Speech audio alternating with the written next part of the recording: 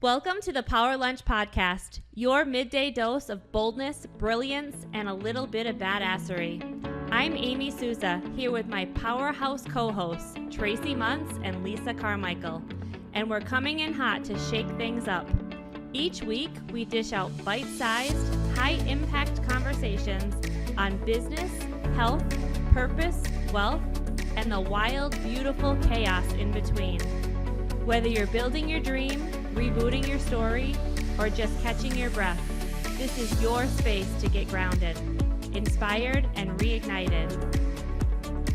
This isn't just another podcast, it's your power move. Let's go. Good morning. Welcome back to the Power Lunch Podcast. I'm Amy Sousa, and joining me today is Lisa Carmichael, Tracie Munce, and Abby Anderson. Welcome, Abby. Thank you. Yay, so happy to be here. Hey, we are in Tracie's personal studio. Recording studio. Shout out to Lee Tomlin. He is such an amazing human to set this up for us. So we are sitting at my coffee table, and it feels like we should have been sitting here the whole time. I love this. Yes, I love we're this. in the right spot. Yeah. So Abby, I'm super excited to meet you. I have met you a couple of times through Glass Ceiling Foundation, but you know, I just came off a weekend with being with the most inspiring, amazing, specifically women, but men were there too. And one of the questions that was asked when we first met each other was now. And I just want to start that with this, because as we are, I think you're a lot like me. I have a lot of things going on in my life. I can give you a list of the reasons that I'm successful or that it looks like I'm successful. Yeah. But what are you really passionate about right now? I know it's a hard one, isn't it? I know. Well, I'm like, oh gosh, five things. Yay.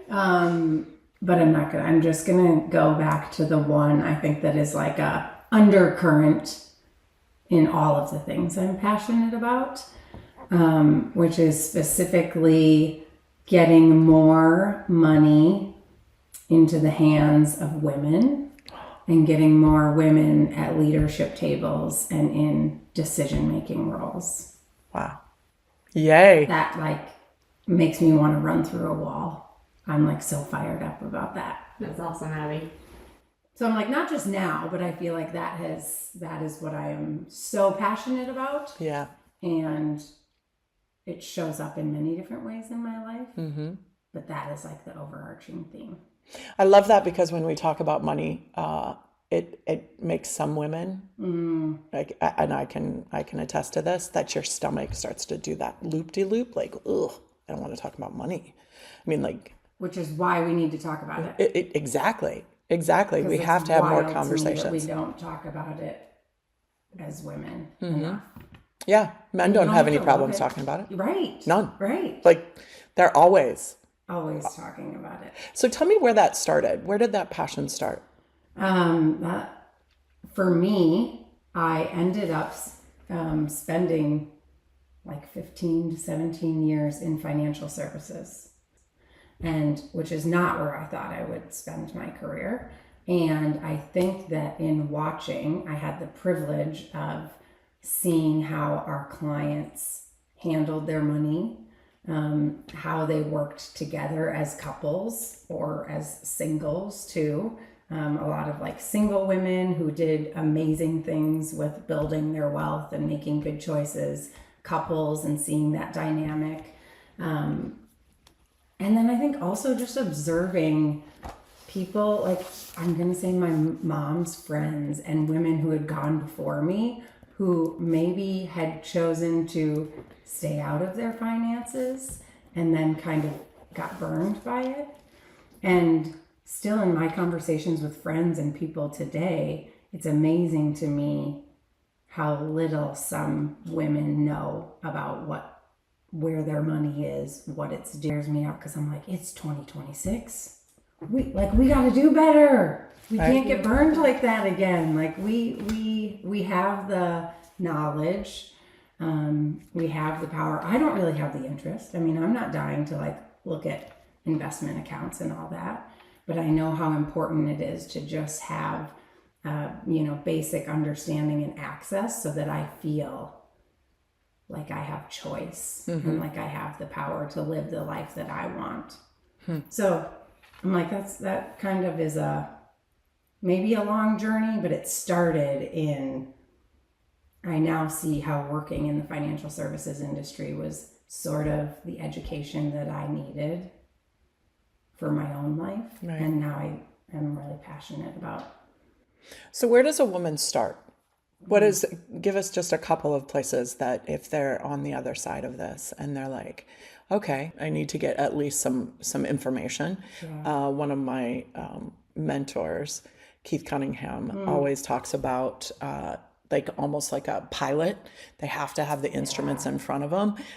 You have to know, you have to have you got to know where you are to even begin. Totally. So what are a couple of things that you would recommend right now to someone that's just beginning?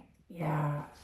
Okay. So it totally depends on your situation, right? But the first thing I would say is if you are in a couple and you've sort of delegated that to your husband or partner and you don't own the finances in your family,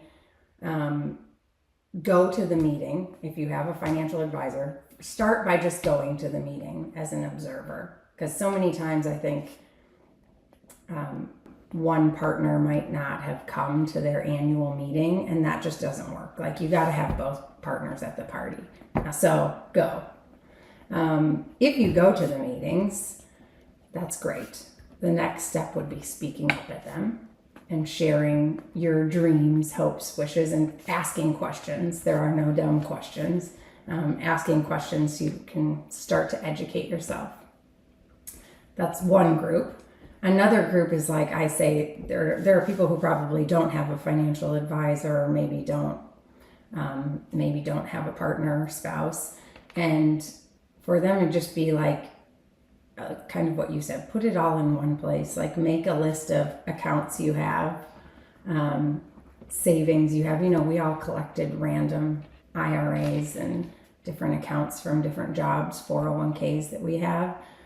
Just list them all out. Know what you have. Somebody in your life who is an advisor or wealth manager who can talk you through some of that. So just start to get an awareness and an understanding of what you have. Everything starts with awareness, doesn't it? Yeah. I mean, when you really think about it, like we go through life with these blinders on, whether it be it can be in anything. It can be in wealth. It can be in relationships. It can be in, just how we present to the world. Yeah. But once we take those blinders off, it's the awareness is where it starts. I love that. Yeah. I love that. I was just listening to a podcast about this specifically, and it was two men that had made a considerable amount of money in their life. And it was exactly what you're saying. Like, you have to know where you are. Yeah. And then the steps to then start to build wealth looks attainable. And, certainly if you're 30, it's a much better place to start than when you're 50. But when you're 50 or 30, you just start where you are. Totally. So I love that. And I feel like we avoid it. I'm going to say we, because I think I'm speaking mainly to women. I think we avoid it because I'm just not that interested in it.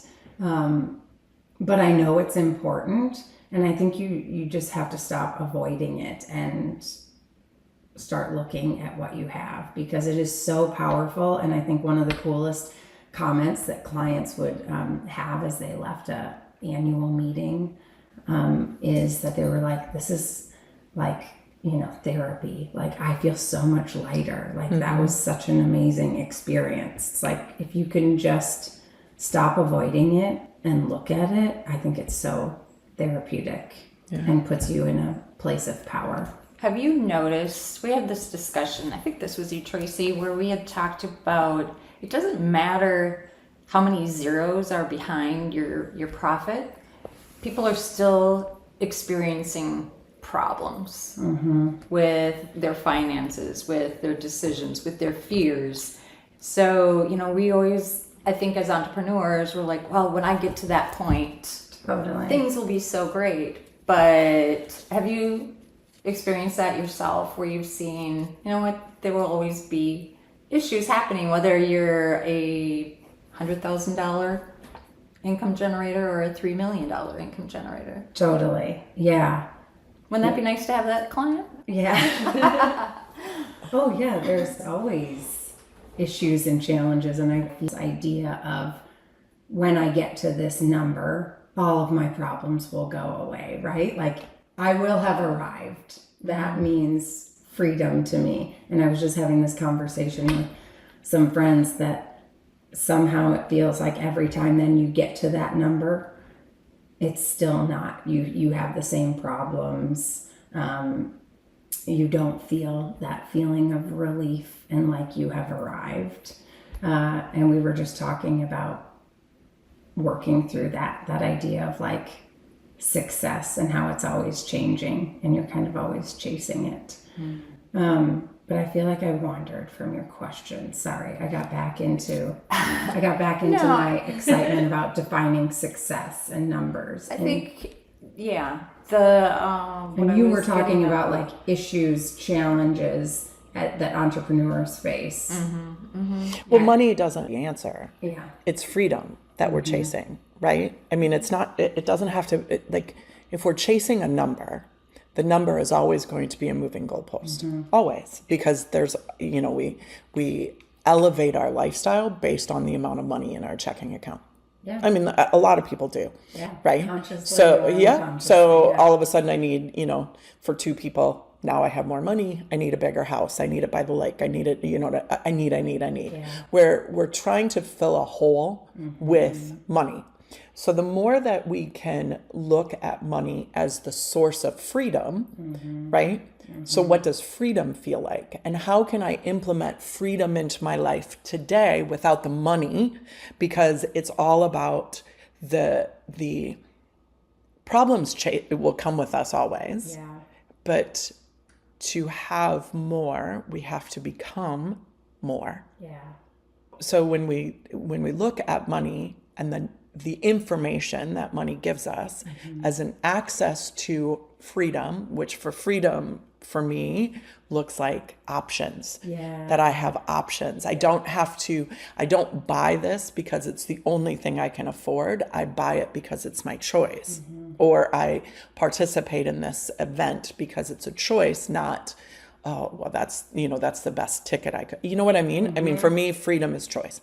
So when we can lean more into the idea of what does freedom look like and how does money work as a tool within that freedom picture, I think we change how we respond when money does come, is what I'm understanding in my life, is that when money does flow, I'm not hoarding it or I'm not protecting it. I'm not, you know, like holding on with both hands. I think of the monkey holding on with both hands. Well, you can't grab anymore if you're holding on, right? Like money isn't going to flow to you if you're like holding on with both hands and being really like, you know what I mean? I like that. That's Can I ask, Of course. like dig into that a little bit? Because I think that we also, a friend recommended this book called Love Money, Money Loves You. I'm writing it down. And it's so good. And it's that exact idea that like we have this scarcity mindset around money, that like there's only a certain amount. That's right. And what I heard you say is that like when I'm acting as there's only a certain amount, or I'm kind of clinging to the money I have, I'm not in a place to like receive more and let my life flow. So like, how has that shown up for you in times when maybe you feel like your bank account doesn't reflect that freedom, but you still have to show up and live like that is the freedom and the life that you want? You're asking me this question? Yeah. You know, in real time, I just recently closed one of my restaurants and I miss it, but I don't in the sense that I was able to put so much more focus on my other restaurant. And walking into that restaurant after really not spending a lot of time there for the last 6 years, I saw some really big gaps, some really big foundational cracks that needed to be addressed. And, you know, I'm so thankful every day that like life worked out this way, that I can go back to this restaurant that is still a viable restaurant, still successful from all the points of views, but also recognize that if I wanted growth in there, I needed to tend to my garden. It felt like, it really felt like it was a garden, like this analogy of there's a garden and there was lots of weeds in this garden. And there was some plants in there that I didn't plant. And I don't know how they got there, but there's some plants in there that need to be like, so I've spent, and I just, you know, full body chills just thinking about this. So I've spent the last 8 months just weeding the garden and getting rid of the plants that don't belong.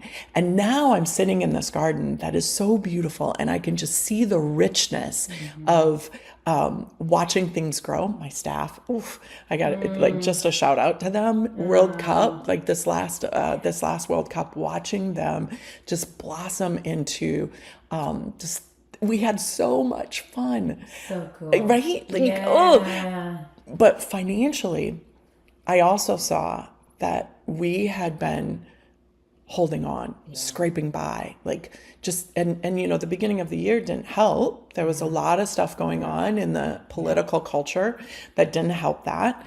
And so moving myself from a scarcity mindset, being in the fetal position almost every single day in the month of January, going, I don't know how I'm going to do this, to a place where I'm like trusting, believing, and surrendering. Those have been the 3 words that when I applied that to my financial, I even this week, coming out of World Cup, not having those big days, going, okay, just trust that I'm worthy of this, trust that I am provided for, trust that money flows easily, believe that universe, God for me, but that God has me and that God wants to see me surrender. And realizing that if I'm open, like every single time I open my bank account is with a prayer of gratitude, not a prayer of wanting, a prayer of whatever's in there is for me, right? And then it's so really beautiful. Just been a beautiful exercise. Now, it's taken me 19 years to get to this place. And also being aware of when those blocks come up, what do I need to lean into right now? What am I missing? How can I expand in this moment rather than go down the spiral? So I've really been working. I mean, That's really working on this. Been working. Yeah, I know. It's possible though. That's what it is. It's possible. I would love if either of you want to share. And just a quick question, like, I think it's fascinating the way that this conversation has moved, that like you have to know what you have. You have to have an awareness of like reality and the numbers and what's in your bank account, right? And at the same time, we're now talking about this idea that you also have to trust, you have to believe, you have to be open to receiving. It is such a journey, and I think both of those things are really important. Do either of you have I love nuggets when you to share?